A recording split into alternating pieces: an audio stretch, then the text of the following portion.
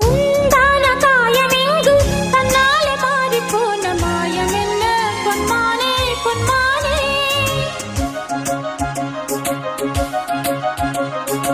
என்ன காயமான போதும் என் மேனி தாங்கிக் கொள்ளும் உந்தன் மேனி தாங்காது செந்தேனே. எந்தன் காதல் என்னவென்று சொல்லாமல் ஏங்க ஏங்க அழுகை வந்தது.